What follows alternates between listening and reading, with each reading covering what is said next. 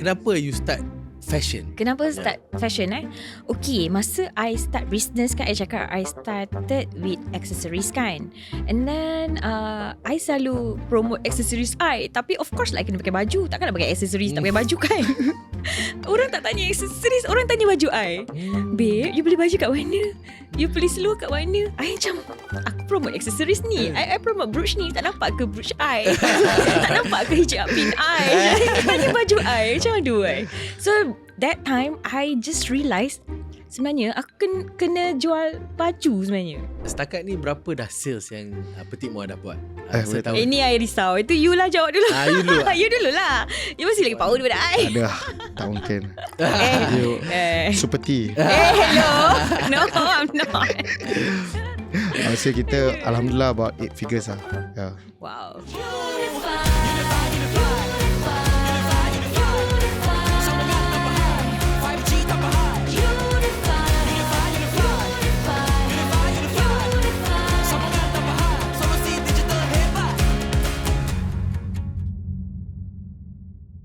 Hai, selamat datang ke Unifi Podcast dalam siri Hasil Demi Hasil. Saya Asyraf Khalid, host anda untuk Unifi Podcast kali ini. So, kalau korang tak tahu, Unifi Podcast is one of Radio Info's Asia Podcast Award 2024 winner in The People's Choice Best Money and Business Podcast category. So korang ni tengah listening to an award winning punya podcast. Jadi bagi I, episod kali ni dia best sikit. Sebab apa? Sebab I'm sure you guys semua ni orang-orang yang minat fashion kan. So kita bawakan dua orang yang sangat-sangat fashionable untuk kita pada hari ini. Jadi tajuk episod kita hari ini adalah orang beli untuk ikut trend je. Bersama kita hari ini Nadia Halim daripada ODDA KL dan juga Ishraq Kamarudin daripada Petit Moi. Hello. Assalamualaikum. Hi everybody. Hai, selamat datang. Assalamualaikum kawan. Sahabat. Kan? So rasa macam lama tak jumpa. Tu lah. It's been 3-4 days. 3-4 days lama. Betul. Tapi betul 3-4 hari tu rasa sangat lama lah, sebab korang selalu work together kan. So minggu ni Wak sakit sikit. Dia banyak kat rumah kan, sakit kaki apa semua. Tapi Alhamdulillah dia masih ambil orang kata the effort untuk datang hari ni kan. So thank you so much to both of you for being here. Thank you for having me also actually. Both of us kan. So I rasa sangat excited, sangat seronok. Sebab yelah nak interview kawan sendiri, lepas tu nak interview you juga Nadia, yang kita pun sebenarnya dah mengenali each other juga kan. So I think it would be a very interesting Biasanya kita host sekali kan. Tu lah. Seka kau nak tolong-tolong aku kan? Boleh lah. Kita try lah kan? Okay. So selalunya of course kita nak start untuk mengenali kita punya personality dengan lebih mendalam lah kan. So maybe the first question yang I nak tanya you, mungkin you boleh cerita sikit tentang how you grew up, your background and things like that. Okay, I dulu Kita bagi ladies first. Yes. Ladies first. Ladies Okay. first. Okay, kalau latar belakang actually I dari keluarga yang biasa-biasa je lah. Kalau cakap pasal sekolah pula, memang daripada sekolah kebangsaan. And then I habis, I sambung Stanford College. I belajar dalam bidang marketing. Lepas tu I suka kerja. So even though masa I belajar pun I bekerja juga. I selalu banyak buat part time and all that.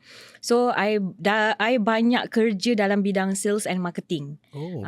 Lepas tu I berkahwin and I ada 4 orang anak. So macam masa you kecil-kecil apa semua ni kan, pernah ke you memang ada minat dalam bisnes ni? Tak terfikir langsung pun sebenarnya. Memang tak terfikir lah? Tak terfikir langsung. It's not something yang orang kata in your blood ke apa, tak lah? Tak ada. Memang langsung tak terfikir. Sebab my dad memang orang bisnes. Sebab dia businessman lah. Dia memang ada company sendiri, construction company kan. Tapi I rasa tu kerja dia kot, macam tu. So kita tak rasa yang macam nak kena buat kerja, nak buat kerja macam dia, macam tu. And my mum pula dia lecturer. So macam dia suruh I fokus belajar je. So macam I fokus belajar, tapi I suka kerja. Sebab masa I belajar pun I memang buat part time macam-macam. So tak terfikir lah pasal bisnes tu sebenarnya kan. So bukanlah orang kata daripada kecil you punya impian nak buat bisnes apa semua ni lah kan. Tak ada. This is something yang mungkin nanti kita akan cerita macam mana pula you get into business kan. Betul kan. Okay, kita nak beralih kepada Mr. Ishraq Kamarudin kan. So macam mana, how was your childhood man? So my childhood, aku tahu kau ni anak billionaire je. Aku tak tahu kau ni kecil dulu susah ke senang kan. Tapi aku assume memang senang je kan. Tapi partially you were there also kan. Kau pun ada sikit-sikit lah. bila kita dah membesar tu. Yeah. And I still remember kau cakap, actually kau ni macam typical budak nakal lah. Back then waktu kita baru kenal, kau cakap yang tu. Yeah, so I pun lebih kurang daripada keluarga biasa-biasa je. Ini macam luar biasa je. And then sekolah pun sekolah kebangsaan. Ya, sekolah kebangsaan all the way until SPM lah. So memang biasa at the beginning, and then once bila my family started the airline business, time tu baru things change. Yeah, but in the beginning awalnya memang kita grew up sama je. And my family memang in business. So bila kita duduk makan, duduk minum coffee or anything, memang cakap pasal business lah. And I memang daripada kecil memang selalu nak buat business lah, to answer your question macam tu juga. And I remember juga kau dulu ada buka kabut lah apa kan. Jual sarung bantal, jual t-shirt, jual semua benda lah. Apa yang boleh nak jual. Sama macam you, ambil part time tapi I part time business lah. Try semua. Pernah jual cookies, pernah jual apa nama dia, bukan cupcake but apa dia panggil, brownies kat sekolah. Tapi walaupun orang tak nak beli pasal dia takut apa dia letak kat dalam. Buka budak nakal gila kan. So anyways, similar lah macam tu. So we started macam tu. I always But one thing lah, I tengok macam yes, kita tahu diorang datang daripada family yang orang kata tak biasa-biasa sangat lah. Especially when your father started at Asia, they went public apa semua. So banyak orang macam bila jumpa Ishraq mesti dia ingatkan dia ni macam anak typical anak orang kaya. Tapi sebenarnya dia sangat-sangat lambat rempit. So boleh geng lah, boleh geng. Tapi I can attest to it. Betul juga. Growing up macam tu juga sebenarnya. Tak maksudnya dia memang boleh blend dengan semua orang. Kawan-kawan dia datang daripada semua kind of lapisan masyarakat. So dia memang tak ada tu. And then one thing I remember juga yang aku suka pasal dia dengan family dia, macam bila dia datang sekolah kan, dia ni masa tu dah start kaya lah juga. I think masa dah secondary kan. Sekolah ni lah dah dikenali lah that time. Secondary school. Dah kira dah bapak dia dah berada dah masa tu. So bawa kereta mahal-mahal lah pergi hantar sekolah. But diorang akan suruh parking jauh sikit. And then diorang akan jalan kan. Mungkin boleh cerita sikit pasal tu? Yeah, because actually mula daripada my brother lah, my older brother Ikhlas. Dia yang buat umrahan sekarang. So dia sangatlah malu. Because keliling kawan-kawan kita yang different kind of background kan. So dia malu. So dia selalu, kita kena park jauh-jauh. Jadi kita tak nampak yang ada driver. Because tak semua orang ada driver kan, faham? Kawan-kawan kita. So we always park dekat 7-Eleven depan. So kita jalan macam nak pergi ambil train lah. Faham. Lepas tu naik kereta kat situ pula. So it's always like that. Even from primary school, dia cakap kalau orang tanya bapak itu apa, jual stokin. Serius. Tak tahu kenapa. Dia tak nak orang tahu. Tak tahu. Dia memang tak nak orang tahu. Memang tak nak orang tahu. Tu Kamarudin apa? Kamarudin Abdullah. Dia tak boleh link. So always like that lah. So grew up memang macam tu lah. Faham. I think that is very interesting. And I think itu juga membuatkan diorang ni, the whole family, kalau you kenal diorang punya family, super humble. Even the father is like, you know, memang sangat humble, sangat God fearing punya orang yang sangat kepercayaan kepada Tuhan dia sangat tinggi kan. Walaupun dah at that level kan. So I think benda tu mengalir kat anak-anak dia. So Alhamdulillah dapat anak-anak pun yang Masya Allah yang tadi dia cakap ada most eligible bachelor in town kan. Itulah. Tapi it's more something yang, what do you call it, it's good for us juga. Because you tak grow up. So actually kita tak kena berterima kasih lah. Betul. Tak spoil. Betul. Kalau tak reti nak hidup kan. Tapi macam sorry nak tanya, macam your dad dulu masa muda-muda memang kan dia dah kaya kan, dia bagi duit banyak kat korang ke kat kita? Tak pernah. And then? Tak bagi lah. Tapi dia tak ada lah kedekut makanan, barangan, semua dia tak kedekut. Cash je dia control sikit. So dia tak ada kasih. Tapi education whatever. Kalau education. Tapi sekolah tu memang awal tu my mother is the one yang nak kita sekolah biasa, jadi bergaul dengan orang-orang biasa and all this. Cuma after that baru masuk university, good university and all this lah. So interesting. Okay, so I nak tanya Nadia lah, macam siapa yang influence you untuk buat business tu? Okay, kalau sebab you cakap macam awal-awal tak minat business, tak ada fikir pasal business. So siapa yang influence you? Macam mana you boleh start pula buat business ni? Dia sebenarnya macam I cakap tadi lah, I macam tak terfikir pun nak buat business kan. Tapi bila I dah start macam dropship actually. I dropship masa I kerja. And You then jadi at the dropship? I jadi dropshipper. Maknanya masa tu macam ni. Masa tu I kan baru ada first baby.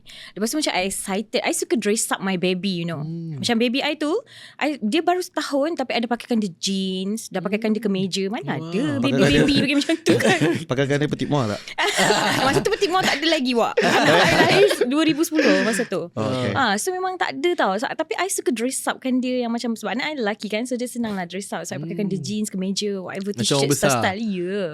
So I cari baju tu memang susah nak dapat, which is like masa tu tengah brand mother care anakku, whatever, apa semua tu kan, tak ada tau baju-baju yang macam tu.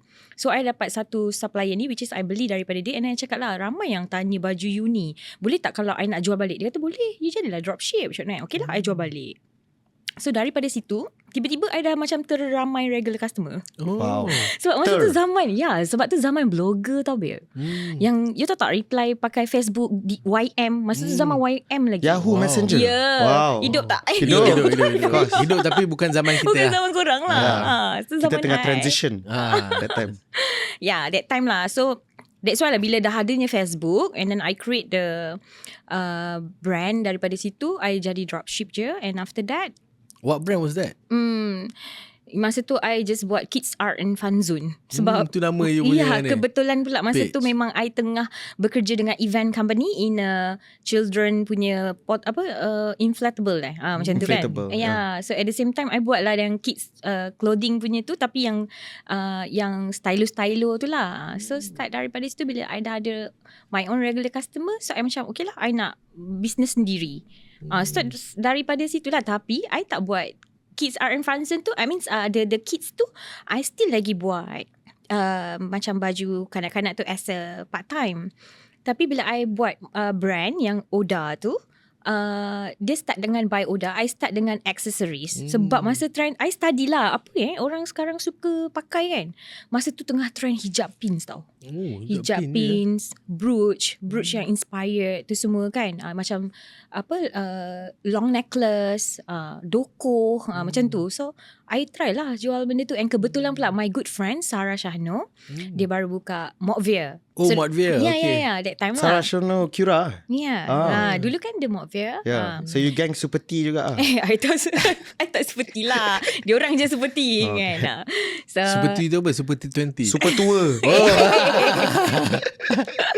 I tak cakap you yang cakap Dia cakap Sarah cakap Itulah. So Sarah kata lah, Nat, why don't you join us? Tapi you join lah, buat accessories kan. So I kata okay, try lah macam mana. So itulah first business you yang first sendiri business founder yang ada brand. Yang you founder lah kira. Yang I founder lah. Lepas tu bila I dah masuk Mokvia tu, it's really unexpected sales. But I tak sangka sale tu seriously. And macam masa tu orang semua beli je. Dia macam don't care about the price, you know. Wow. People buying. Masa dekat Mokvia tu, memang masa Mokvia buka tu, is totally like wow, macam ni diorang punya spending power tu ya, memang betul-betul power lah that time. So masa tu lah I start study. Masa tu you tahu tak, I ambil the collection pun atas orang tau, bukan direct supplier. Sebab I memang just nak try je. Sebab I tak tahu, I tak pernah buat business kan. Dia macam trading je lah. Dia macam try je, try for fun, just janji masuk macam tu kan. Kita nak masuk Mokvia tapi tak tahu nak buat apa macam tu lah. So kita masuk je lah yang kecil-kecil. Mokvia tu event ke macam retail store? No, it's a Retail one pit store, stop. right? Yeah, one pit stops. One pit Muslimah, stop. Muslimah store lah that time. And I think Mokvia is the first vendor concept masa tu. Kedai vendor konsep. Dia macam multi-brand punya. Ya, betul. Ni. Tapi dia online fokus, ke? tapi it's more to local brand. Tak, it's a store lah. Wow, dekat Bangsa kan. Wow, sebab dia buat kat Bangsa Bangsa pula. And the one that started Sarah yang buat Sarah. Mokvia ni. Yeah. So I start dengan Sarah jugalah actually, yang untuk buka brand ODDA tu, tapi with the accessories. And masa tu tahun 2012 ke 2013 tak salah, I masa Mokvia buka. Kita dalam sekolah je. Ya ke? Masa tua pula macam ni. Sebab tu super T kan. Aduh. Sorry gurau. Tengok nampak Wak ni kan, walaupun dia bukan co-host, macam co-host lah kan. So aku nak tanya kau pula. So apa of course kau dah memang start about business apa semua kan. What influenced you to do business? Was it your dad or was it your environment? It has always been tu lah, because kita nak fikir kat mana nak cari duit. Tapi I'm also highly influenced. Tak boleh stop cakap. Other than my dad is my older brother lah, Ikhlas lah. Pasal Ikhlas, dia memang bangun tidur fikir macam mana aku nak cek duit. Aku semalam tengah fikir aku. Dia kena semak pasal charging duit. Tapi duit dah banyak gila lah. Tak banyak. Kita memang tak ada duit time sekolah kan. Even dia dah habis sekolah, aku dalam sekolah dia boleh gunakan aku untuk ambil order budak-budak sekolah untuk buat t-shirt. Kan? Aku dapat lah sikit. Tapi tak tahu dia dapat Pandai dia. Even prom kan. Kalau kita time sekolah dulu ada prom. Daripada prom pun dia boleh buat duit. Diorang ni memang betul-betul business minded. Cari duit lah. Yes. Tapi it's for him yang dia betul-betul entrepreneur mindset. Entrepreneur mindset and really live by podcast kita punya tajuk which is hustle demi hasil. He really hustles. Kalau nak belajar tu I lagi jauh lagi power daripada dia belajar. Faham. But he punya ni memang power. Business yang dia start time uni sampai sekarang hidup lagi. I dah tukar business berapa kali. Kan until I reach where I am today. Tapi dia business yang dia start time uni until now is a multi-million business yang still alive. So he high respect untuk dia. And one thing I tengok pasal Ikhlas ni pun, dia ni jenis yang dua. Jalan dia memang hasil lah. Memang high betul risk lah. Punya orang lah macam tu. Tak, dia dua lah. Dia macam tak ada sembang-sembang apa semua, tak terus buat. Macam tu kan. Dia follow my dad juga. This is satu satu habit yang I nampak dia and my dad yang ada satu benda yang sama. Macam contoh kalau you cerita dengan I ada orang ni dia boleh ni. Okay, cuba dia call dia sekarang. Dekat situ juga.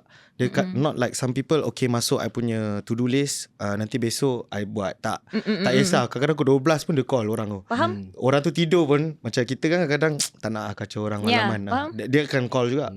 Tapi macam aku lah kan. Macam aku lah lebih kurang. So you have I pun macam tu. Seriously, I pun macam tu. I tak kira time tu pukul apa kan. So janji je WhatsApp, janji sukatilah kau nak reply esok betul, ke kan. Tapi tu lah, nasib baik kau faham kan. Aku call pukul 12. tak ada. Benda tu dah biasa lah. Tiba-tiba talk.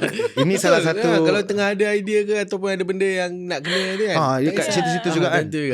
But that's salah satu yang I think bagus untuk viewer-viewer nak tahu juga bila is there anything diorang akan buat terus. This salah satu karakteristik orang-orang yang entrepreneur mindset ni kan. That I notice. Betul. And of course I think you've mentioned lah macam your brother dengan your dad mungkin some of your biggest influence and also mentors lah. Macam untuk Nadia pula siapa? Kalau macam I actually macam I cakap tadi lah, sebab business is for fun at first. Tapi bila I dah buat betul-betul, so I pergi banyak kelas yang macam mentor sana mentor sini. I think Asyraf pun tahu kan. Kita pun jumpa pun dekat kita jumpa pun sebab kelas lah. Sebab memang banyak. Kau nampak betapa aku ni cintakan ilmu. Kan. So I rasa dia bukannya belajar. Okay, kalau kita cakap pasal ilmu tu takkan habis lah sebenarnya. Lagi-lagi bila kita in business kan. Macam dulu kita belajar masa dekat university whatever, kita ingat belajar takat tu je.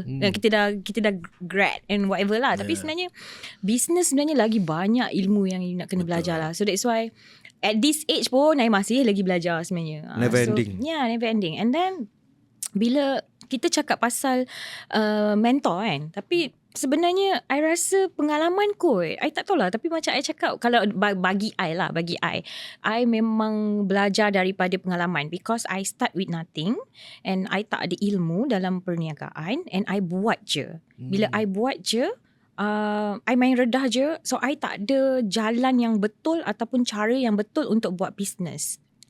Bila I dah lalui itu semua, itu adalah pengalaman I untuk I belajar lah. And I ada ramai kawan-kawan founder, of course. So I selalu dengar diorang punya cerita macam ni, cerita macam tu. You know, learn from the circle. Yes, jatuh bangun diorang, learn dia mistake and all that. So daripada situ kita I orang kata apa, diorang ni jadi inspirasi I lah. To get orang kata apa, jadi lebih baik. So that's the answer. Your influence is from your friends lah, your circle. My circle lah. So as circle pun sebenarnya penting kan. Kan, betul. Sangat penting. I think macam even I pun kan, I memang jaga gila circle. Even circle semayang pun I jaga. Betul lah. Kita punya circle kan, siapa kita duduk, sebab itu kita akan jadi macam orang kat sekeliling kita. Betul. Lebih kurang lah, kalau tak sama 100% pun, tapi kita akan ada banyak karakteristik yang sama kan. So we need to find someone yang ada the same wavelength, especially in business. Sebab Betul. kalau kita tengok kat luar sana, dunia sekarang ni kutuk mengutuk, lagi-lagi belakang skrin kan. Gila kot. Tu banyak sangat. So kalau nak cerita tak habis.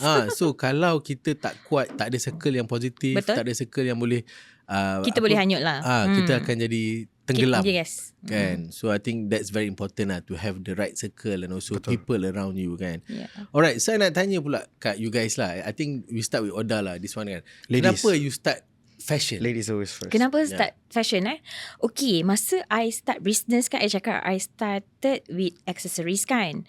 And then I selalu promote accessories I. Tapi of course lah, kena pakai baju. Takkan nak pakai accessories tak pakai baju kan. Orang tak tanya accessories, orang tanya baju I. Babe, you beli baju kat mana?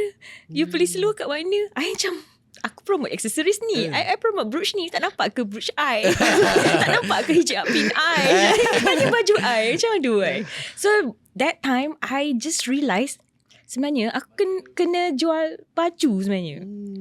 So I try. Masa I start dengan baju tu, masa tu I dah ada 2 orang anak lah. So I ada boy and the girl. The second one is the girl lah, yang Oda tu kan. So I start dengan mothers and daughter punya collection.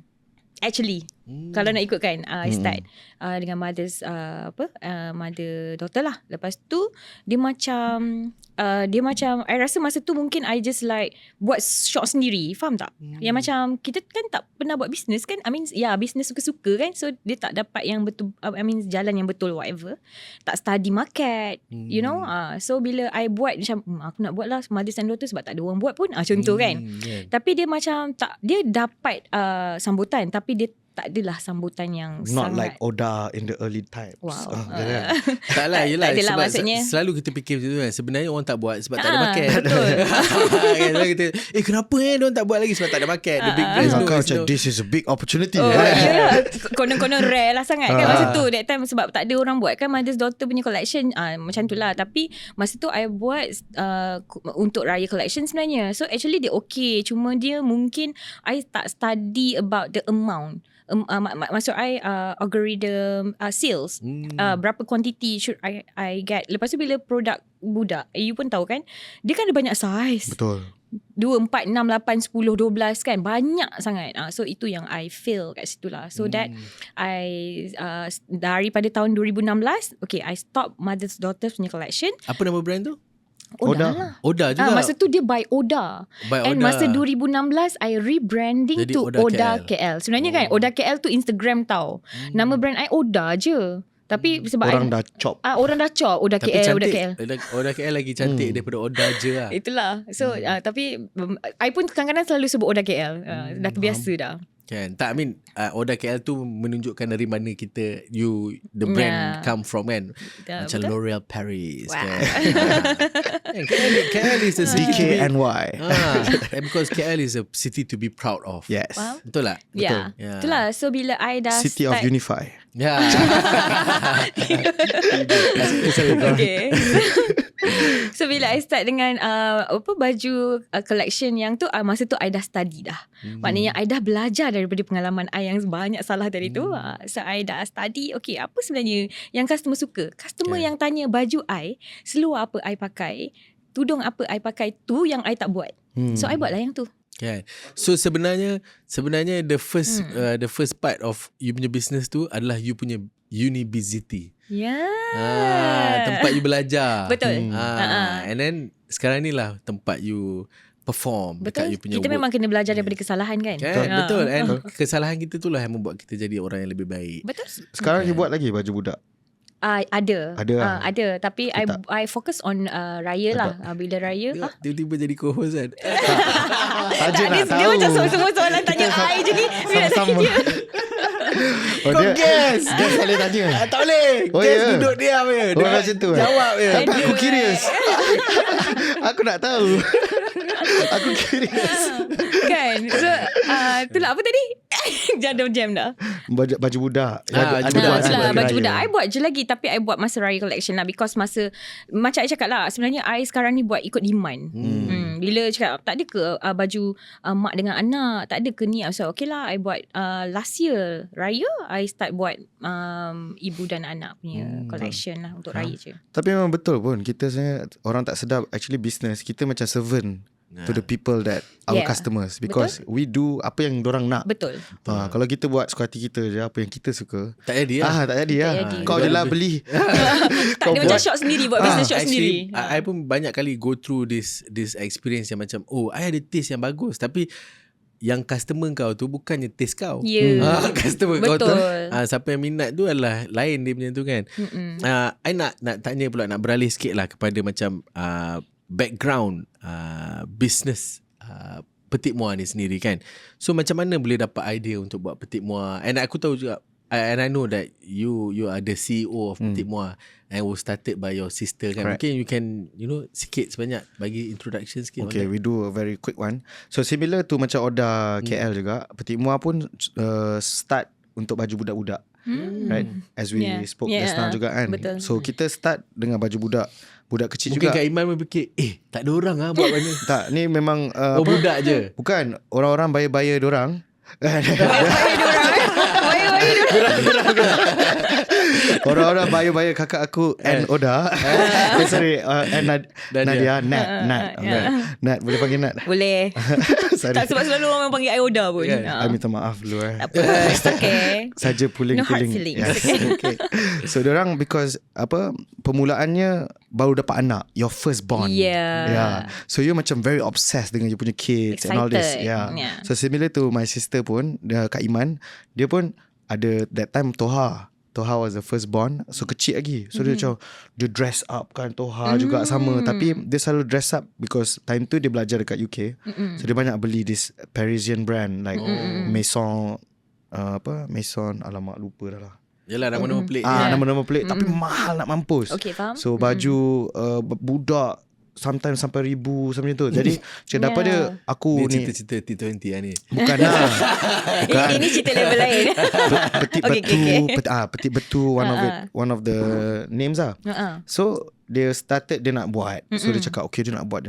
So technically I bukan founder yang ada share, tapi I kenalkan my sister dengan my friend dalam sekolah, which dia ada factory dekat China. I said, kenapa korang girlfriend tak dia ketika partner? itu. Girlfriend ketika itu. Wow, okay. So why don't korang partner together to start this business? And then they really did it. So that time I baru habis belajar and they started together. So I wasn't involved in Petit Moi as a founder, tapi then I came in later in 2020 during COVID.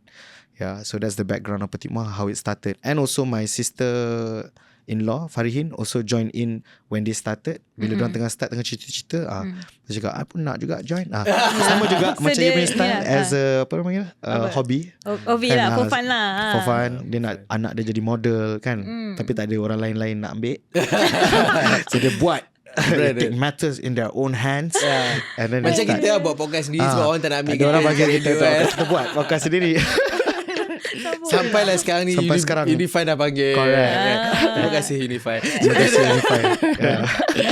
Alright. So that's how. I nak tanya, nak masuk into strategi sikit lah kan. Mungkin I nak tanya lah macam, of course kita tengok fashion ni is a very banyak gila brand yang tumbuh kan, tumbuh berganti, orang kata sila berganti, brand datang dan pergi, ada yang stay, and it's a very congested punya market dalam fashion ni kan. So macam mana you guys what's the strategy behind this? Macam mana you guys nak run a fashion business dalam this congested punya market? Okay, Ishraq dulu. Ladies ni kita bagi Ishraq. Bagi Ishraq. Tak nak ladies first. No, Okay. Ishraq dulu. On behalf of the Petit Moi ladies, Okay. I'll go first. Okay. So in terms of current market, you kena selalu tak boleh short sendiri lah. You kena intact. So kena selalu dengar customer. Kita pun selalu dia ada balance dia juga, because kalau you dengar je customer fully, then you tak dapat that inspiration, right? But this part memang I credit 100% kepada my sister, because dia yang memang betul-betul manage lah. I'm more of the business punya side. Yeah, so how they always do it is they always keep in touch dengan the customer. Always cakap. So my sister, she will always buat dia punya rounds, pergi to all our retail stores, sembang dengan customer. That's one of the ways. And then they always have sessions dengan top customers, dengan the influencers and all lah. So it's always like that. And to stay to niche is diorang memang minat lah. So they are very creative minds. They like to dream. They see the trend. I must say not superly follow trends, tapi kita tengok apa yang orang suka lah. So in the end of the day, it's always bukannya not necessarily using the trend word, tapi tengok apa yang orang nak. Betul. Yeah. So Tapi that's macam how. aku tengok kan, Petit Moi ni is like super strong online. Correct. Kan? Macam mana, how do you know, how do you strike that balance between online and retail and things like that? And which mana lagi banyak, online ataupun retail? Online lah, of course. Online yeah. So like I have always explained, kita punya online more than 50% of our total revenue is coming from online punya ni lah. Because bagi kita, it's by design. Kita memang control that. And I think it's also up because kita tak banyak lagi kedai, baru 4 kedai. So after, if we were to grow, kalau kita membesar lagi banyak kedai, then mungkin kedai akan overtake. Betul, retail akan overtake. Which I foresee dalam tahun depan ni, insyaAllah if everything goes well, retail akan overtake online. It's either that or online kena lagi power lah. But it's always, kalau anything you buy online is always the better deal than offline or ni, because we always correct. Tapi macam online ni pun, I think there's a lot of advantage juga pasal you get to read data. Correct. You get to retarget. Correct. What do you think? Yeah, so online dia ada banyak dia punya advantages, especially with our loyalty program dengan the email marketing and all this. So we memang fokus, kalau kita launch pun our top customers akan dapat first dibs to beli first. Yeah, so that is also kita reacting to the market. Bila kita conversation dengan our customers, they say what's the apa, you rasa okay tak brand kita? Cakap okay, tapi stok selalu tak dapat, I selalu beli tau. So what we did was, orang-orang yang loyal dengan kita, diorang akan dapat shop first. Yeah, the first 2 days before kita launch, first dibs. That's we call, normally in ODDA kita panggil VIP customer. Yeah, VIP customer. Yeah, that's amazing, man. Like kau betul-betul buat orang tu rasa special lah. Correct. Yeah. Correct. And they really love it. So, and they are the ones yang really feedback, right? And so they earn that. And we also have concierge service where they can call to actually, if they want to shop. So that's how, from the loyalty program. Yeah. Wow, amazing, bro. I never knew that, bro. Something that I can take note and do also for my business kan. Amazing. Macam ODDA pula strategi. Dia lebih kurang sama Pun je ada juga. macam Ishraq cakap ni. Tapi macam ODDA mostly kalau kita cakap pasal strategi, sekarang ni kalau cakap pasal brand, orang yang tak ada brand pun boleh berniaga. Tumbuh banyak dekat TikTok kan. Betul? What we can know is adalah platform you. Macam kalau macam Ishraq cakap, Ishraq ada banyak kedai kan. Macam ODDA mungkin kita tak ada banyak kedai lah. Kita memang ada satu tempat and then kita ada dekat Four Seasons. Itu je. Wow. Tapi Four Seasons tu bukan brand. Yelah, tapi that is a vendor lah. At least kita adalah brand kita dekat situ. Shop macam Fest tu Shop Fest. No, it's under Celeb Fest. Oh, okay. Celeb Store ke benda. Okay. Ke Collab Store. Sudah. Baik kat Four Seasons tu lah. Tapi dekat Four Seasons Okay, lah. Four Seasons. Dah, okay dah. Macam tu. Power. So mostly kita ada dekat situ sebab kita just, that is the for branding lah. Tapi kalau kita cakap pasal sale, sebenarnya sale kita memang dekat online. Tapi macam bila I study balik semua kan, I punya sale yang banyak dulu dekat dalam website, dekat dalam WhatsApp, sekarang semua dah beralih ke TikTok. So I tengah study, I means like kita kena betul-betul tahu apa yang TikTok nak. Okay, kalau kita cakap pasal TikTok, bila dulu-dulu masa TikTok tengah naik kan, apa TikTok? No, I'm not TikTokers. Dia macam tu tau. Dia rasa macam aku bukan budak TikTok macam tu kan. Tapi sebenarnya you tahu tak, all big brands semua dah pergi TikTok. Yalah, it has become a mainstreamnya platform lah. Yeah.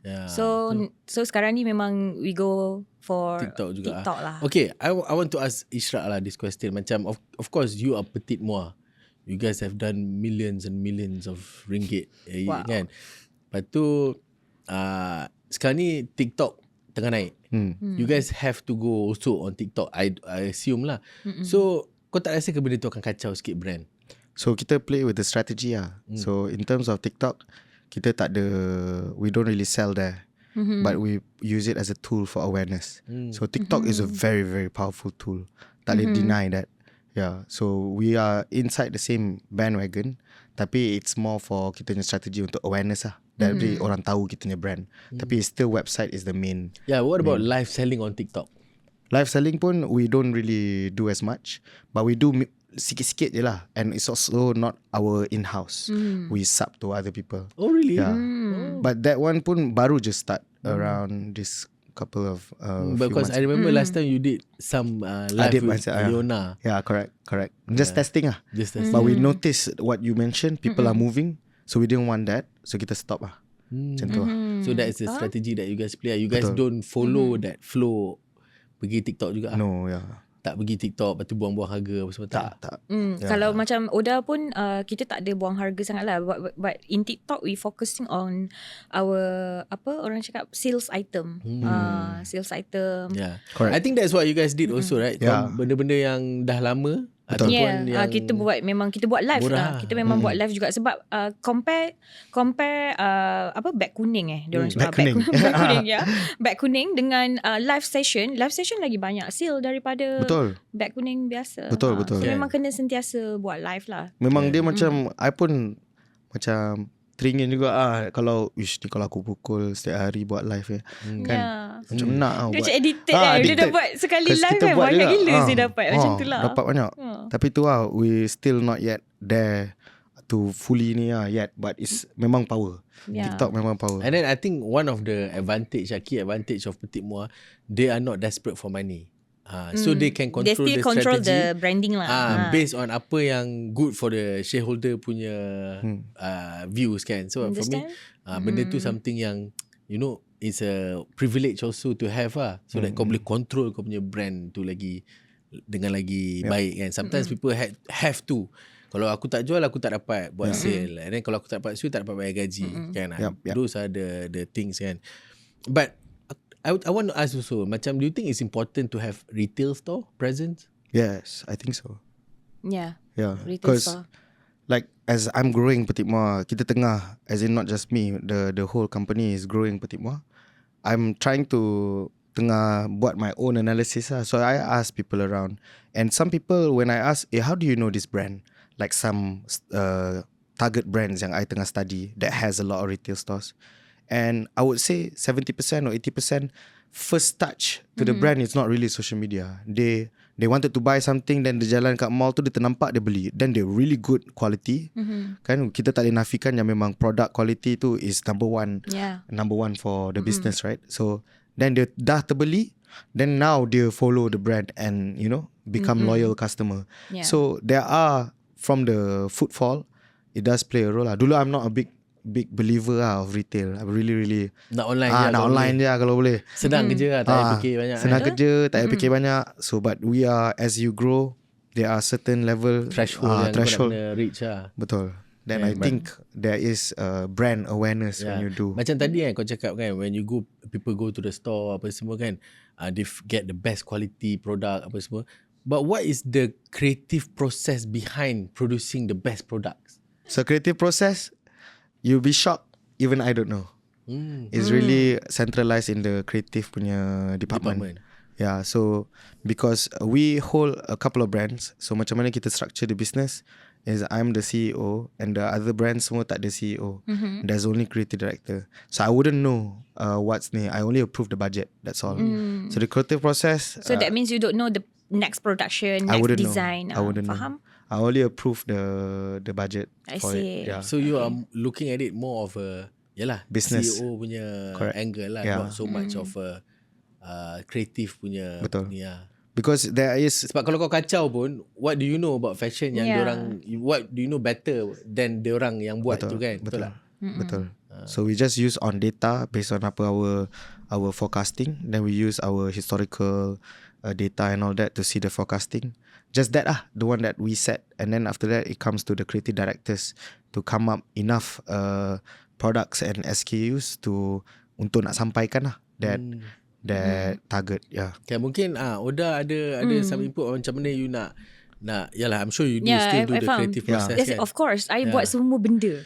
I still Mungkin macam doing Iman lah. I buat semua benda lah. Mostly daripada A sampai Z. So the all collection pun memang I buat juga. I tak ada fashion designer. So I memang mostly, okay, macam mana nak cakap pasal kreatif kan, I study dari customer. Maknanya macam apa yang diorang nak, apa yang diorang suka, the sizing yang selalu customer pakai kan. So daripada situ I tahu apa next collection yang I nak buat. Macam tu lah. Even though kalau macam I dah release sesuatu collection, okay, contohlah I buat 5 colour. Lepas tu ada colour yang tak ada kan. Diorang request, kita orang tu buat. Kita orang terus buat. Sebab kita tahu yang tu adalah demand. Request, ada demand. Maknanya ada request daripada customer. Mesti akan ada customer lain juga nak colour yang diorang nak juga. Sebab behaviour diorang lebih-lebih kurang lah. Betul. So mostly memang I akan proceed ikut apa yang customer nak. Kan, macam okay lah, in terms of customer behaviour pula nak tanyakan. You rasa orang ni suka beli sebabkan brand, ataupun sebab quality, practicality, harga, ataupun sekadar sebab trend? Kalau cakap pasal customer ni, dia ada macam-macam jenis perangai. Macam-macam perangai, macam-macam karakter, and customer different niche lah orang kata kan. Tapi kalau macam dekat ODDA, kita memang fokus on apa keperluan customer lah. Macam I cakap tadi kan. So I akan study apa yang customer suka, apa customer nak, apa yang customer minta, macam tu. So mostly memang macam I cakap tadi lah, we are servant for the customer. For the customer. Without going out of business lah. Kalau kita betul servant, hanya hampir free.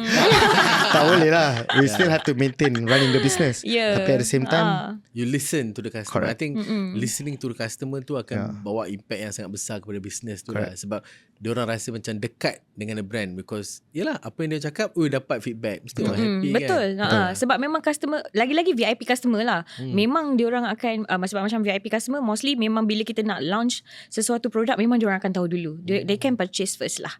Even though sales for them juga.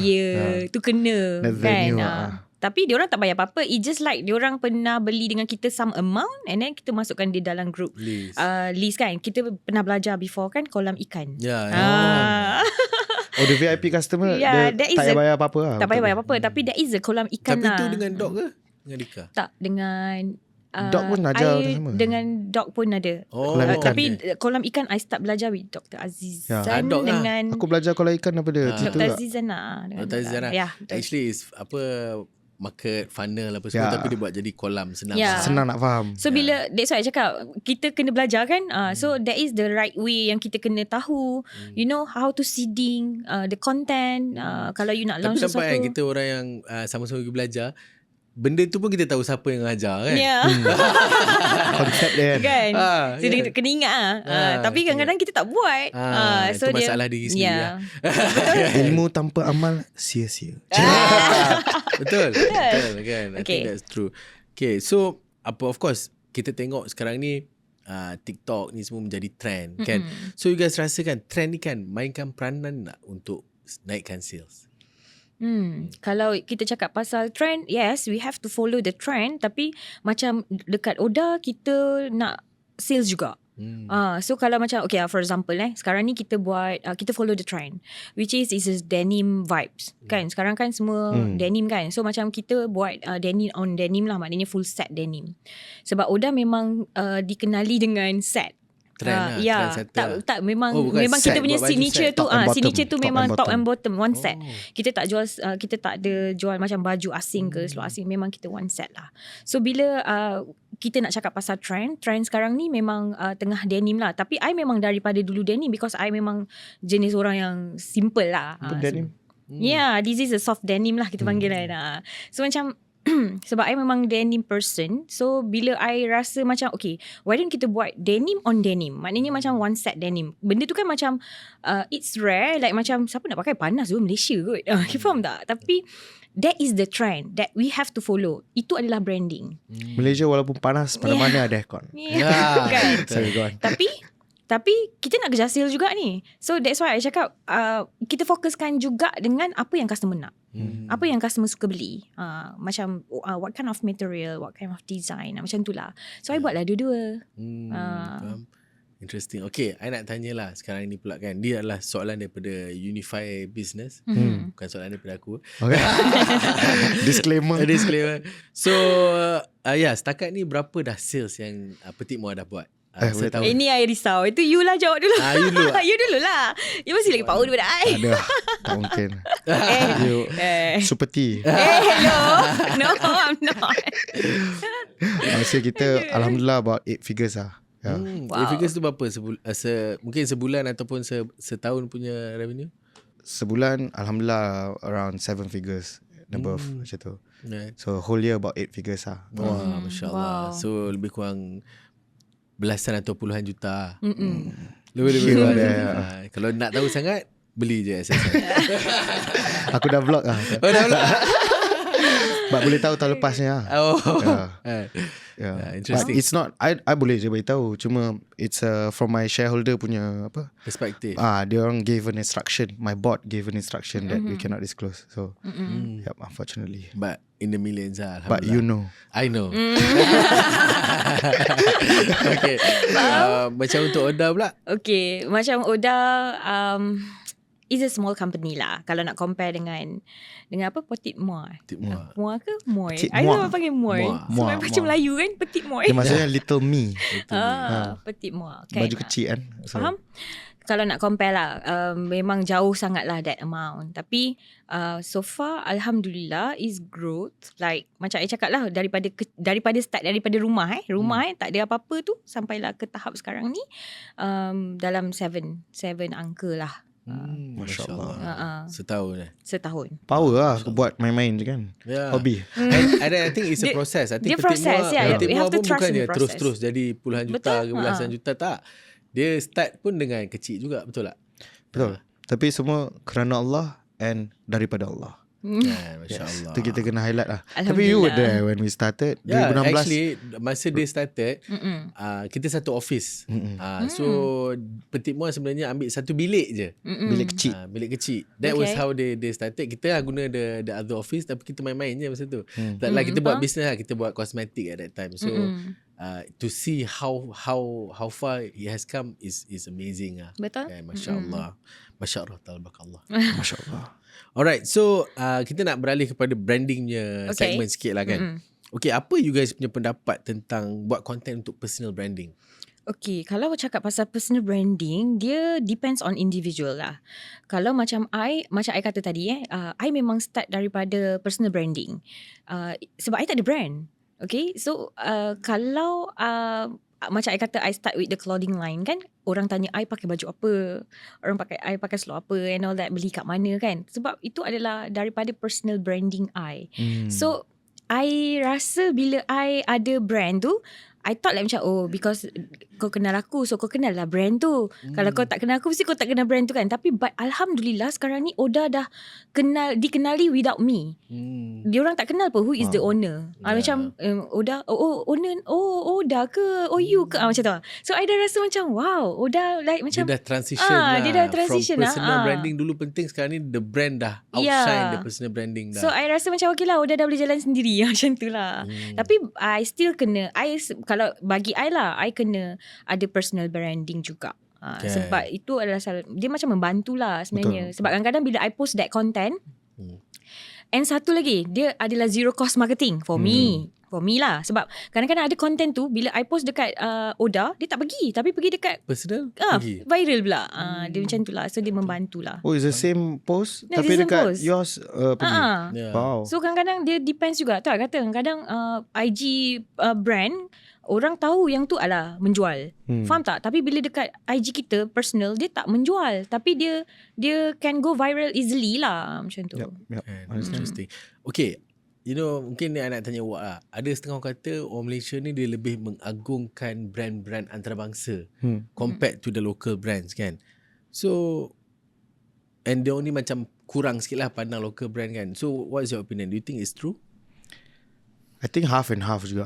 Because why kita kena go back to the roots kan. Kenapa orang mengagungkan brand antarabangsa? Because could be diorang dah lama kan, or kat situ dia punya standards or dia punya quality lagi bagus, or dia punya roots lagi bagus, or dia punya access to resources lagi bagus. Could be that, right? So if kita kena just tengok if our brand can also bertanding with the international brands as such, right? And now dah banyak company-company and produk-produk yang lebih bagus daripada brand luar antarabangsa.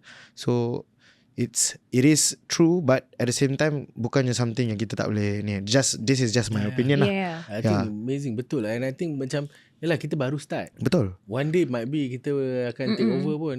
Correct. Macam LVMH or Louis Vuitton daripada 18s. Kan? 1800s. 18 kot. 18. Kan? Kita baru 2000 berapa belas. Parameswaran baru sampai. So I think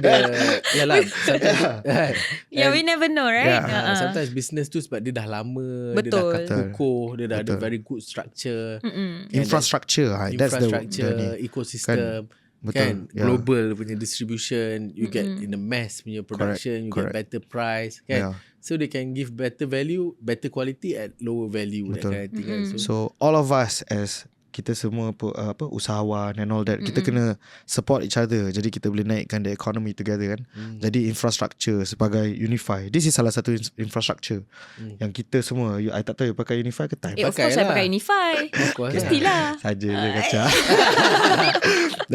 So kita pun pakai Unifi. So without Unifi, impossible untuk kita nak buat all the businesses yang kita nak buat, kan.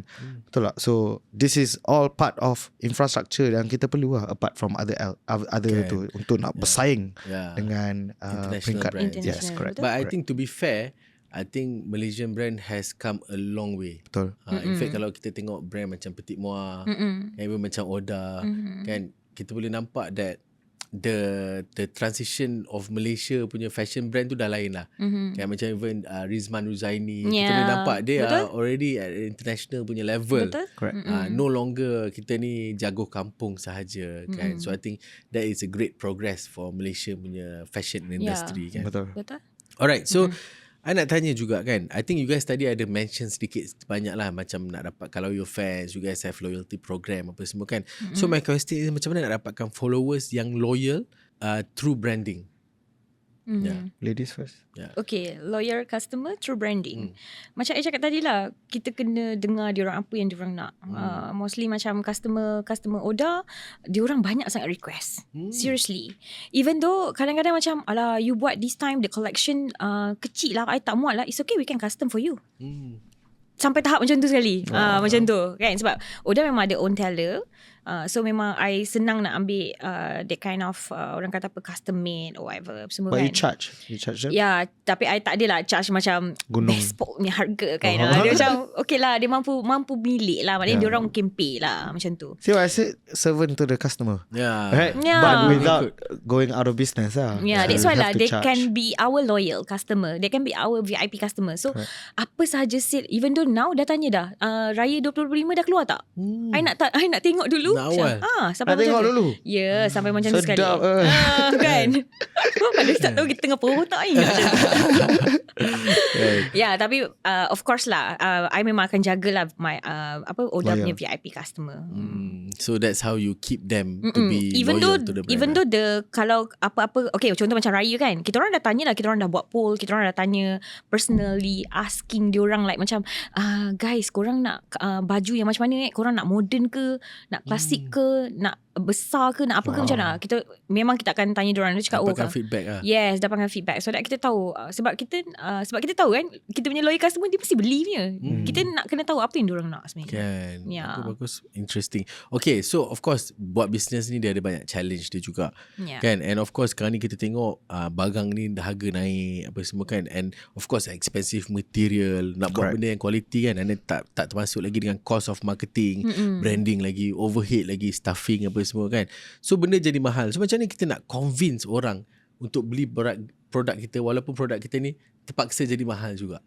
Mungkin this one Ishraq boleh start. Nak paksa orang beli. Bukan paksa, nak convince. I think paksa lah.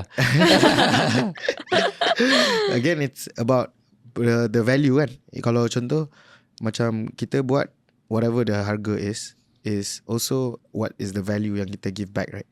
So the whole idea is kalau customer tu rasa apa yang dorang bayar tu adalah worth it, lebih murah daripada apa yang diorang dapat, then considered as dah paksa lah beli. Yeah. But basically it's not really paksa, but it's more giving more value to what it is priced for. Faham, Tu apa faham. kita kena aim for. Kan? Yeah. So even kita baru-baru ni ada keluarkan a test project where we release a quite very expensive baju. Tak pernah kita set at that price, but it's sold out within the first ni. Yeah. So in that sense, it's because what we give to the customer Has higher value. Itu memang my sister wanted to do one piece that really represents Petit Moi as a brand. So dia betul-betul tak jimat-cemat sangat on the on the cost. So she really went all out. So turns out that the baju become expensive. So but people appreciate it. So in that sense, you can see although price tu double from apa normal baju yang kita biasa jual, but the value they get, they know, and also the brand, how the brand represents. We won't release something yang neither here nor there, but something yang you know Yang what I mean? diorang akan suka lah. Diorang yang akan puas suka. hati lah bila beli. So bukan paksa, tetapi diorang Paksa rela lah. paksa Kan? Kira punya tu adalah Paksa rela. paksa rela lah. Betul. paksa rela. Yeah. Actually they can compare sebenarnya. Macam diorang pun boleh tahu, okay, this brand jual the material with this price. And then normally kalau kita turunkan sikit pun they will compare. Kan? Betul. Okay, I nak tanya pula lah, macam apa you rasa you punya kesilapan paling besar dalam bisnes ni? Since kita tengah cakap pasal challenges kan. Kesilapan paling besar which is I tak study the market. I tak study about the what customer needs and the trends. So macam I cakap lah masa mula-mula tu lah, sebab macam I cakap lah, oh kalau aku buat ibu and anak collection mesti macam wow, sebab dia rare and tak pernah ada, tak banyak, mungkin ada that time tapi tak banyak, kan. Tapi sebenarnya I silap, which is I tak study pun siapa customer I. Kan, tu satu. And then I tak study pun size apa yang diorang ni pakai, anak diorang ni sekarang ni tengah age berapa, macam tu kan. So I tak buat proper research lah. I tak buat proper research. So that's why I memang main redah je, and I first time buat terus big amount. Order banyak. So so dia jadi macam stok beku beberapa tahun lah. Kan? So itu adalah kesilapan yang paling besar lah. Okay, macam stok beku tu apa pula you buat? I buat sales. At first I buat sales yang macam combo price lah. Macam kita buat combo kan nampak macam konon murah kan. Sebab dia dah lah size banyak apa semua kan. So the problem is sebab ada size yang macam anak dia yang macam dia best pasal the kids. Sebab apa tahu, the parents akan beli 2-3 helai terus. Sebab kadang-kadang dia ada 2-3 orang anak kan. Sekarang ni kan zaman sekarang kan anak semua orang macam ramai. So yang part tu seronok lah. Tapi bila time kita nak buat clearance, it's very difficult sebab size tak ada. Anak ni tapi tak ada size ni pula, ada colour tak match pula. So that's problem lah. So bila kita buat ada je lah yang macam masih lagi ada stok beku whatever, so kita memang terpaksa lego with we have to change the stock with money. Maknanya dapat cost pun jadilah macam macam tu. Cairkan lah.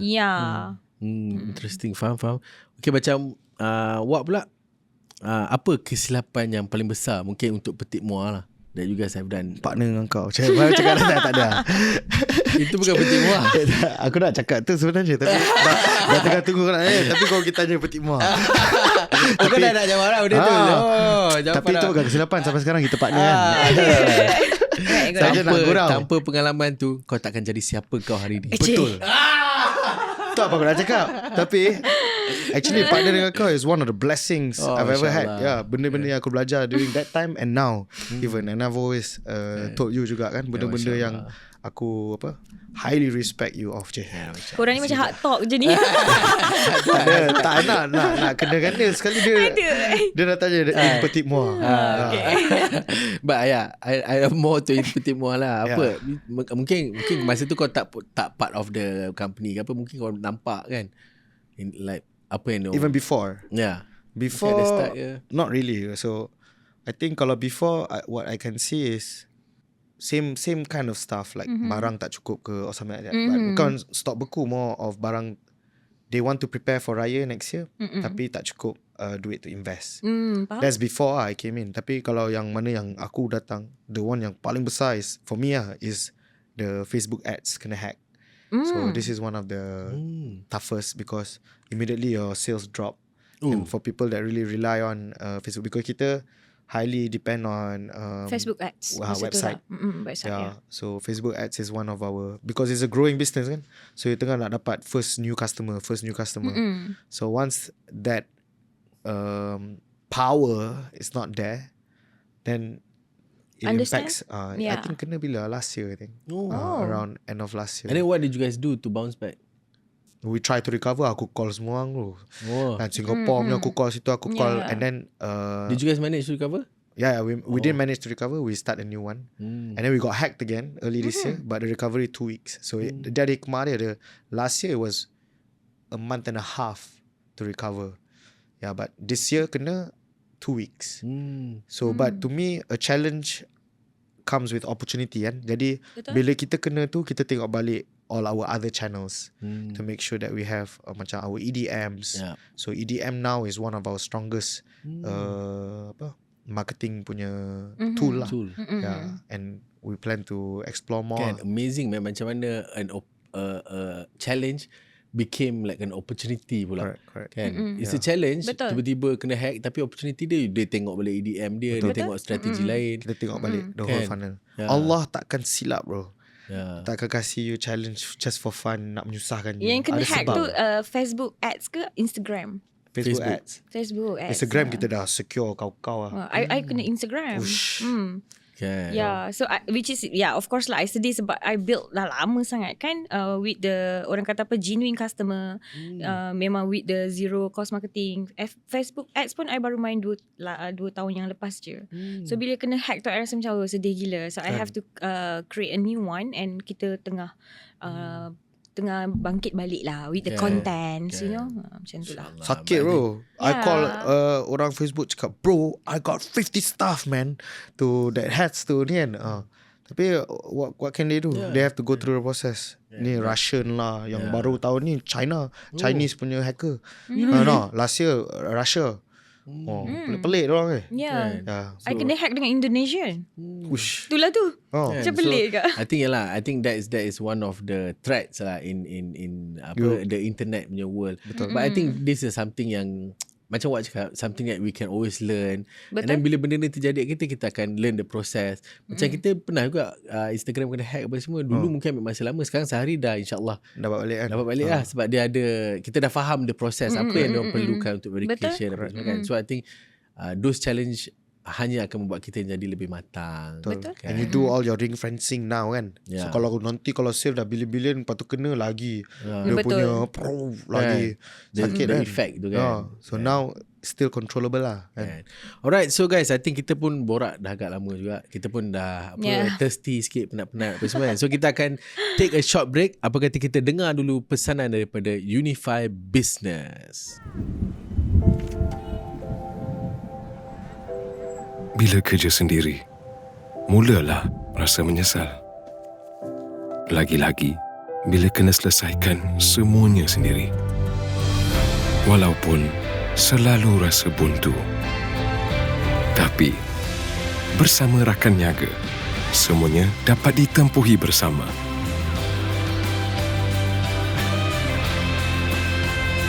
Tak kisahlah masalah apa yang dihadapi. Kami akan sentiasa ada di sisi.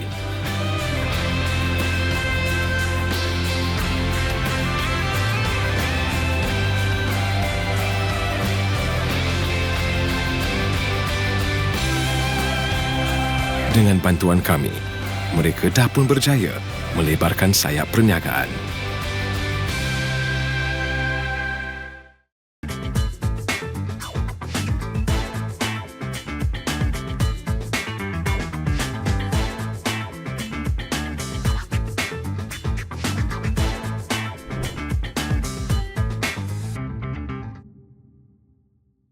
Alright, welcome back to University Podcast dalam siri Hasil Demi Hasil. Alright, so you guys semua ada business kan? Jangan lupa dapatkan telefon pintar 5G percuma dengan data 5G tanpa batas hanya dengan RM49 sebulan. Berbaloi tak? Bapak Berbaloi. Kan? Yelah, dapat 5G. Betul. Lepas tu dapat telefon pintar free lagi kan. So, balik ni tukar terus. kan? Dapat telefon pintar bukan biasa-biasa tau. Tengok kat bukan kaleng-kalengnya telefon tau. So I think Yang buku. it's a very very good deal yang kita patut buat. And thank you to Unifi Business for doing this juga kan. Alright, so kita sampai ke segmen yang paling I suka. Sebab segmen ni I relax sikit. Sekarang ni adalah korang guest take over. So kita nak Nadia dan juga Ishraq untuk take over this podcast dan juga promote you guys punya barang. Okay. Boleh? Okay, let's do it. Ladies first. Okay, fine. Dia selalu macam tu kan. Tapi ni boleh terima lah kan. Okay, alright. So this is our signature collection. Actually, kita buat collection ni start daripada tahun 2014 ke 2016 ke 2017, something like that lah. Masa tu ini collection kita for run show. Masa tu ada gaya koleksi raya lagi that time. So masa tu I ada masuk gaya koleksi raya. Ni untuk adult lah. Of course untuk adult. Untuk you pun boleh. I boleh buat untuk you. Nampak macam kecil atau size yang ini Nadia size I lah, size XS. So I bawa size I lah kan. So yang kecil je you sebenarnya. So satu je. Kecil je sebenarnya. Tapi sebenarnya dulu I lagi kecil tau. I baru je gain weight. Oh ya. Daripada 40 ke 48. Nampak beza tak? Wow. Beza kan. Okay. So mostly yang ini memang kita punya signature daripada dulu lah. Tapi kita tukar the material. Kita tukar dia punya pattern sikit. I mean the design is still same. Pattern maksud I macam sleeve, dia cutting sleeve. Macam before this kita orang buat end cuff, macam shirt collar macam ni. Tapi kan kita orang produce macam tukar sikit pergi macam ada wristband kat sini. And then dekat belakang ni pun kita orang buat wristband sebab ramai sangat komplain.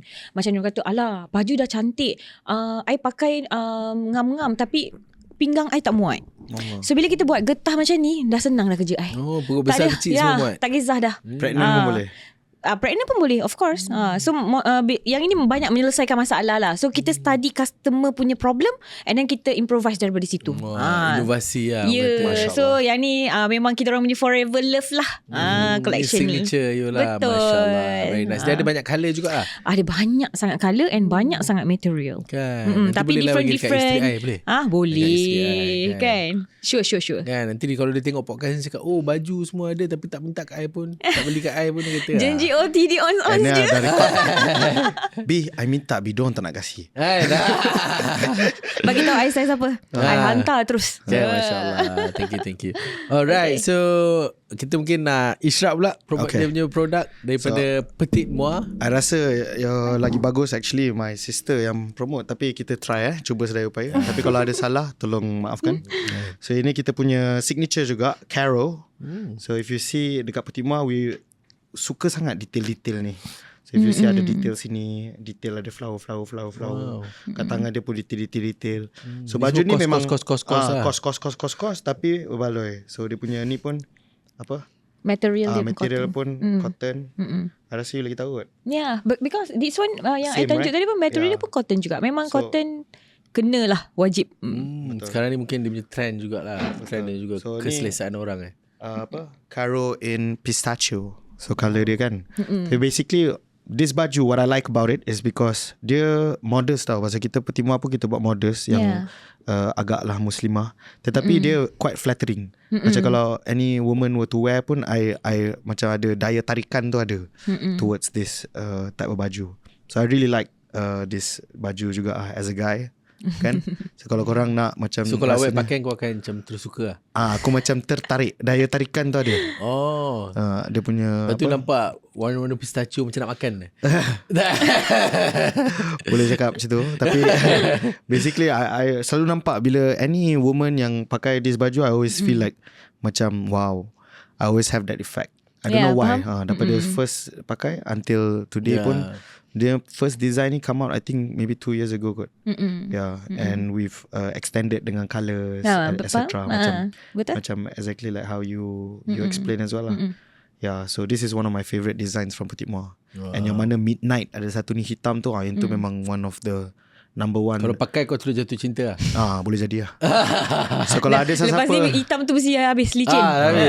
Mana siapa yang ada satu lelaki yang you suka gila tapi tak dapat, belilah Caro, pakai, tengok apa jadi. Kalau tak dapat lagi tu cari Ishraq. Dia daya tarikan tu very strong. But I think both of the baju memang look very nice lah. Thank you. Aku suka bila tengok betul detail dekat Petit Moi ni, dia agak ekstrim sikit lah. Dia ada terlalu banyak detail-detail dia, which I think that's why klien-klien yang super T ni suka. Walaupun tapi harga market rate. So tu lah, you give more for whatever you charge lah. So value dia lebih. Value for money lah. Value for money. Interesting. So thank you so much guys for sharing korang punya Thank you. produk, and also did a host takeover walaupun dengan sekejap je. Sekarang ni aku kena buat kerja balik. Thank you to Unifi for allowing us to showcase our products. Kan, masya-Allah. Betul. Okay, so kita nak move kepada content creation sikit. Kan, I think of course content ni benda yang sangat penting kan. Mungkin you guys boleh share sikit tips-tips atau rahsia macam mana nak buat content dengan berkesan. Mungkin Nadia boleh start. Okay, kalau cakap pasal content, I memang suka study buat content. Sebab I memang content creators. Even though now pun I still lagi manage my team. Walaupun I dah ada content creator, but I still lagi kena approvekan content diorang kan. Sebab kalau kita cakap pasal content ni, kita memang kena study. Lagi-lagi macam Instagram ODDA KL. Kita ada banyak content sebenarnya. Banyak yang kita buat. Tapi kan, dalam banyak-banyak content tu, tak semestinya semua orang suka.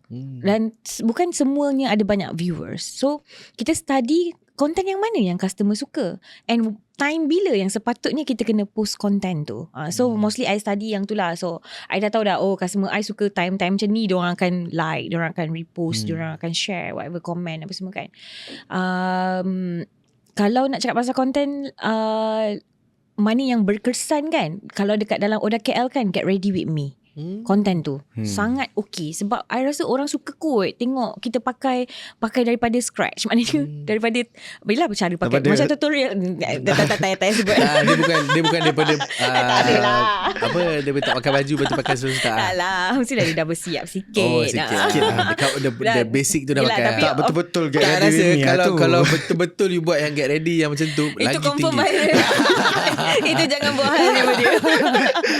Okay, tapi memang orang suka lah Get Ready With Me. Sebab orang suka tengok macam tu cara pakai dia. Macam ni. Macam ni nak mix and match dia. Lepas tu kita buat mix and match. Lepas tu match dengan kasut apa, tudung apa. Itu lagi orang suka. Sebab kadang-kadang diorang ni tak ada idea. Even though kalau macam customer yang dah beli kan, diorang dah beli dulu, lepas tu baru orang tanya, nak matchkan dengan tudung apa dia macam tu. Padahal kita orang tak jual tudung. Kan. So kita orang macam bagi consultancy free lah. Tu mungkin opportunity pula untuk you buat tudung pula. Ya, actually ada, tapi I tak go for it lah. InsyaAllah. Kan macam I think untuk kau tak sesuai tanya soalan tu kan. Content itulah. Sebab I think I know a bit lah, macam Kak Iman apa semua ni, diorang suka buat content yang pergi trip, yang more of lifestyle punya content. Betul tak? Mungkin kau boleh cerita sikit pasal benda tu. Okay, so for content, memang like how Asha cakap tak sesuai. Because I'm not really content creator. I punya content pun I banyak buat vlog. Tu pun untuk my journey. So and I punya followers pun naik because of Ashraf. Tak ada Ashraf, followers saya tak naik pun. Alright. Jadi orang nak tumpang tengok siapa kawan Ashraf. Dulu Ashraf buat podcast dengan kawan dia. So Ashraf dan rakan dia. Kan. So I rakan dia lah. Tak lah. So followers tu naik pun pasal Ashraf. Tapi generally I bukan content creator lah. But I'm more of, but I tahu kepentingan content tu. Yes. Even dekat Asia. But I think now you are becoming a content creator also. Kau dengan vlog apa semua kan. More vlog lah. But it's to document my journey kan. Tapi if you look at my Instagram and all this, it's not as much. Kalau nak kirakan banyak repost. Apa cerita kan. Apa cerita. Accept collaboration. Semua akan accept. Itu paling senang kan. Accept collaboration je kan. Correct. Tak payah fikir pasal caption. Tak payah fikir apa. Accept je. Betul. Tapi tu penting. Content ni adalah salah satu yang banyak-banyak amatlah penting. And I gunakan kita punya host yang gah ini hari ni untuk nak relate balik kepada ni, is because daripada kita kejar-kejar rama-rama kan, baik kita bina taman rama-rama. So content ni bila kita buat, kita actually around brand kita tu, kita tengah bina satu taman. Jadi rama-rama datang. So kita guna the same concept. my sister is a content creator. So every day pakai baju dia akan post. Kalau lah, kita jual baju memang have to lah. have to. Yeah. Yeah. And I think their content memang cool lah. I tak tahu bila I tengok Petit Moi punya content, rasa macam pergi dinner yang macam cool kan. So I think itu membuatkan mungkin dia punya crowd ataupun followers dia rasa macam want to be part of this coolness kan. I think that's something yang Petit Moi did very well jugalah kan. Alright, so you guys rasa kan macam untuk Nadia lah especially kan, macam you rasa storytelling ni penting tak dalam content? Storytelling I rasa penting jugalah sebab kalau kita nak cakap pasal produk, for example, kita kena ada storytelling sebab nanti diorang akan question material apa, size apa and everything. So we have to explain everything A to Z. Daripada sizing, pinggang berapa, apa semua memang kita orang akan selalu buat lah. Even though kita orang memang fokus on content yang sizing. Daripada tinggi berat berapa pakai sampai ke berat berapa pakai, macam tu lah. Faham? So there is a lot of storytelling punya element. Betul. Lah dalam setiap content yang you buat tu kan. And macam mana pula nak dapatkan sales daripada social punya content ni? Ataupun social content ni hanya sekadar untuk nak dapatkan views, nak dapatkan followers macam tu? Social content ni kalau kita cakap pasal social content, macam saya cakap lah, even though Ishraq tadi pun cakap content tu penting. Betul tak? Kan? So memang semua orang memang kena buat content, tapi macam saya cakap lah, we have to study what kind of content yang you kena buat. Macam I of course lifestyle, sebab I ada personal branding, kira consider I kena buat lah content juga kan. Tapi kalau kita cakap pasal ODDA, of course kita kena study apa yang sesuai. Yang I dah tak nak buat content short sendiri dah. Sebab banyak sangat content short sendiri. Macam buat content, lepas tu tak ada viewers, tak ada engagement, there's no buying power. No point lah buat content macam tu. Sebab buat content is not easy. Seriously it's not easy. You kena take time. Lagi-lagi yang macam transition tukar-tukar baju tu, ya Allah, I pernah buat kot penat. Seriously penat weh. Tapi dulu I memang rajin sangat. Tapi macam I cakap lah, sebenarnya simple content pun boleh je viral. Boleh je ada engagement. So sekarang ni I focus on easy content but can go viral. Simplify the whole process. And apa yang I buat sekarang more to reality content. Sebab customer suka yang reality. Reality kan? Betul tak? Sebab dia relate dengan diorang punya life, relate dengan surrounding kan. Macam bila orang tengok you punya content apa so kan, diorang tak dapat nak pegang, tak dapat nak rasa, tak dapat nak test apa kan. Macam mana you nak create rasa confident tu untuk orang beli juga? Storytelling tadi tu lah. Mostly kita memang start daripada material product. Kita memang tunjuk dekat-dekat the material macam ni. Even though kita ada macam I punya team, dia ada sizing yang start daripada XS sampai XXL. So semua orang kena pakai.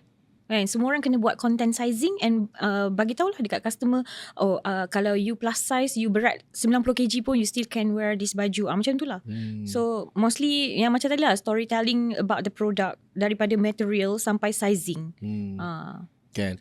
Okay, so I nak tanya pula lah, macam of course kita bila dalam dunia bisnes ni kan, banyak benda yang kita buat menggunakan connectivity pada internet apa semua kan.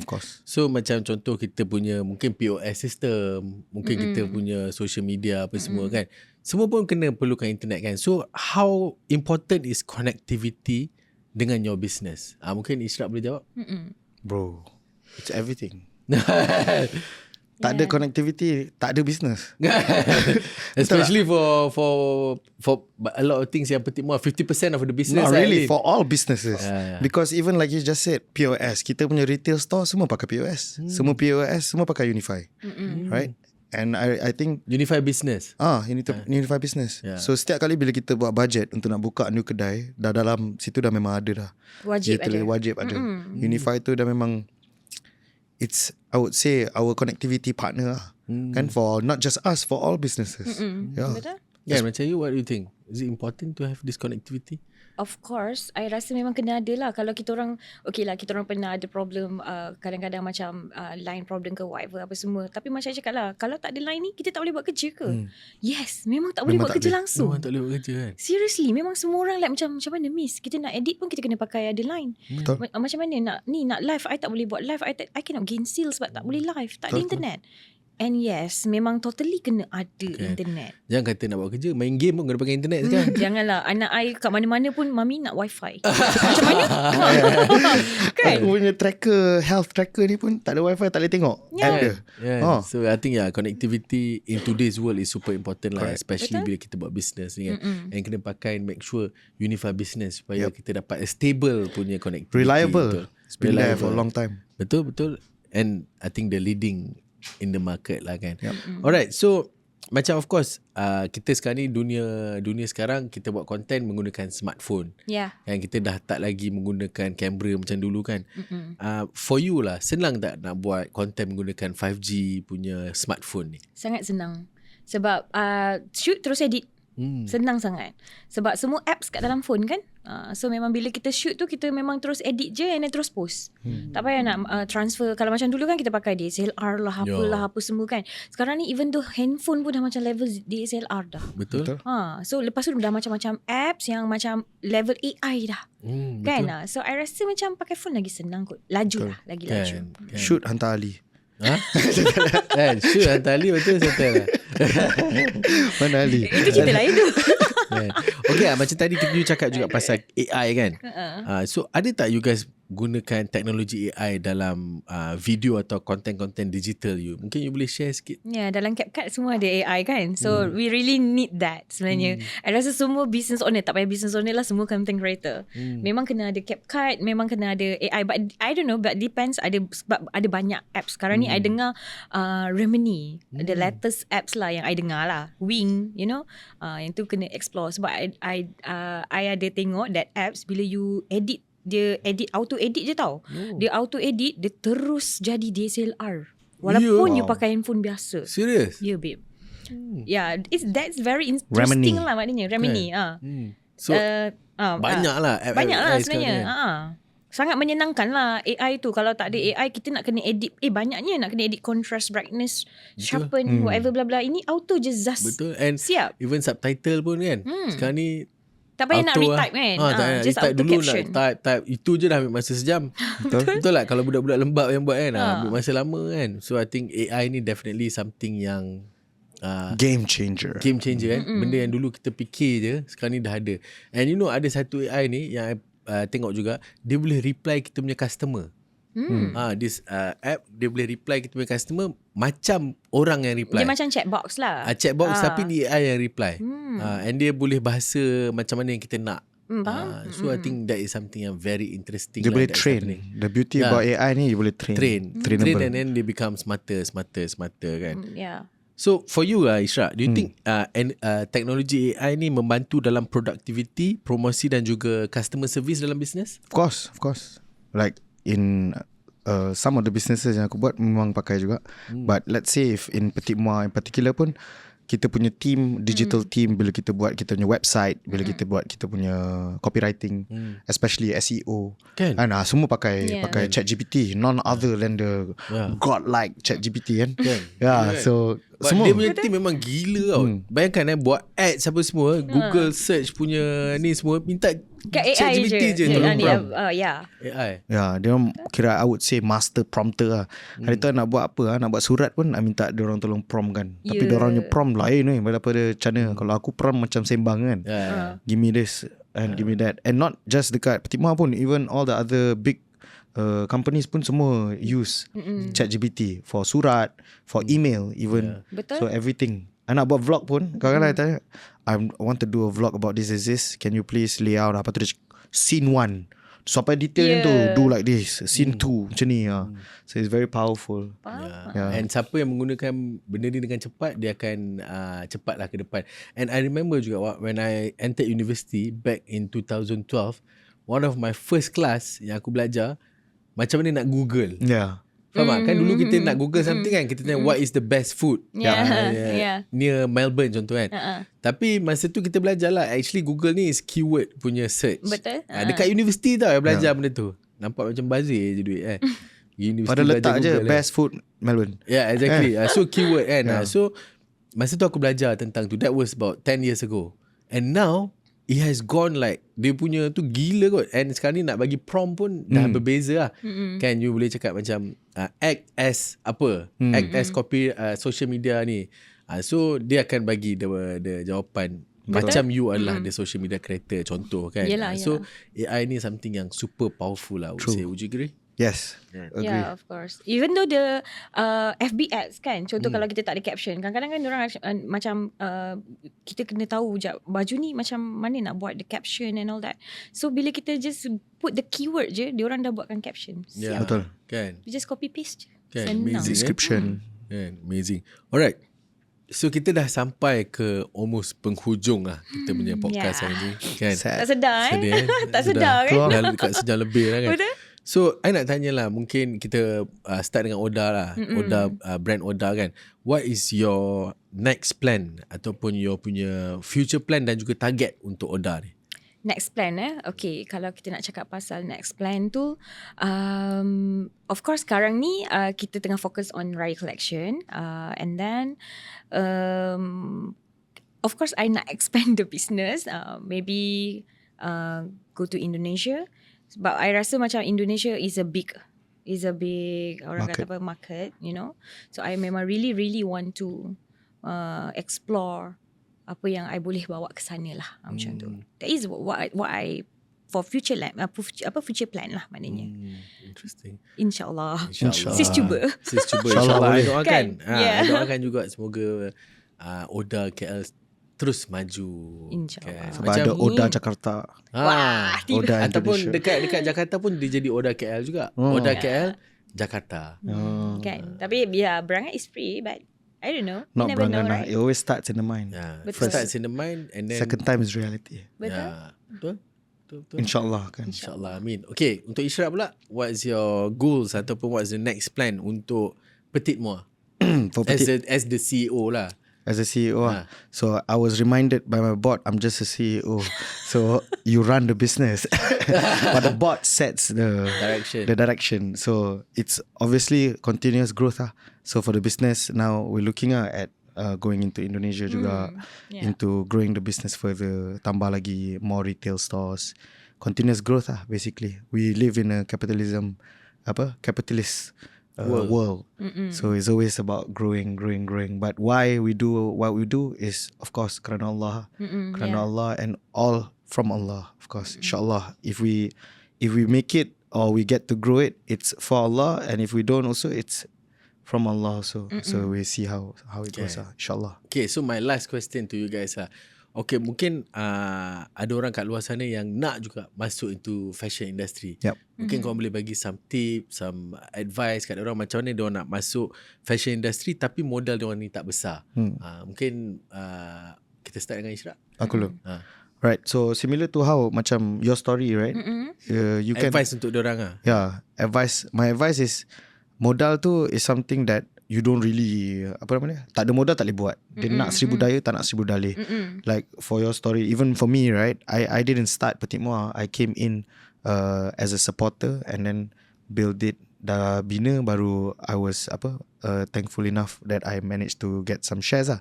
Tapi if for anybody, there's a lot of companies doing drop selling, dropship. You can become dropship, you can be stockist, and then you can save that money to start your own brand, for example. So for people yang tak dapat, tak ada modal yang besar, tapi tengok apa industri yang fashion, for example, fashion yang nak pergi, there's a lot of brands yang provide this kind of platform for you to test, right? Even some brands, I know Rizman also now collaborating dengan one university to help get the perusahaan, people that yang nak jadi usahawan boleh jual their products. And there's a lot. I don't know whether ODDA buat stockist and whatnot, but yeah, we are not focusing on stockist because because we are direct customer. we direct end user. Yeah. Tapi maybe you can start with affiliates. Yeah. You know? Kan. Cheaper, right? So, tak ada cost. Tak ada modal. And then you can get you can apply free sample. Kalau you sekarang ni bagi I is a content. Even though the influencer, you know, kalau of course macam banyak lah influencer yang macam okay, can I get the baju, we can give you a gift review. I okay je kalau dia punya engagement ada and all that kan. So kadang-kadang diorang start dengan tu. Bila diorang dah tahu diorang punya niche customer diorang, I mean the followers tu dari Macam suka you lah. apa. Macam you start dulu kan. Sebab okay, macam ada juga macam okay, contoh macam you cakap tadi kan, kenapa tak nak start tudung? Because tak ada pun orang tanya tudung I. Kenapa I nak kena start? Faham kan? Sebab I dah belajar daripada kesilapan I. So mungkin macam I cakap lah, sesiapa yang baru nak start business, maybe you can go through you punya followers dulu. Ataupun you rasa apa yang you suka kan, macam tu lah. Dan daripada situ you tahu apa yang you nak jual. Tapi start, kalau kata tak ada modal tak apalah, affiliate lah. Affiliate, dropship kan. Start small lah, but yang penting mula. Betul. Kan? Jangan Trust the process. Trust the process. Start and jangan terlalu, apa orang kata, jangan terlalu risaukan lah tentang what's going to happen. Sebab apa pun Allah dah tentukan untuk kita. Betul. Just go through it, trust the process. InsyaAllah tiba-tiba you realise you already at a better position ataupun dah kat depan lagi kan. Betul tak? Ya. Alright, so kita pun dah sampai ke pengakhir episod University dalam siri Hasil Demi Hasil kali ini. Episod orang beli untuk ikut trend je. So terima kasih juga kepada you guys semua sebab dah sudi layan kita kan dekat sejam lebih bersembang. Harap juga korang dapat belajar something daripada podcast hari ni. Alright, jangan lupa untuk dapatkan free 5G smartphone dengan Unifi 5G business plan pada harga serendah RM49 sebulan. Wow, berbaloi kan? Follow social media kita orang nanti. Kita akan tulis kat description di bawah. Alright guys, so thank you so much for joining us. Harap korang pun dapat berjaya juga macam Ishraq dan juga macam Nadia. InsyaAllah kita akan InsyaAllah. Doakan. Kita doakan. InsyaAllah kita akan jumpa lagi di episod seterusnya. Assalamualaikum warahmatullahi wabarakatuh. Assalamualaikum. Bye. Thank you. Unifi.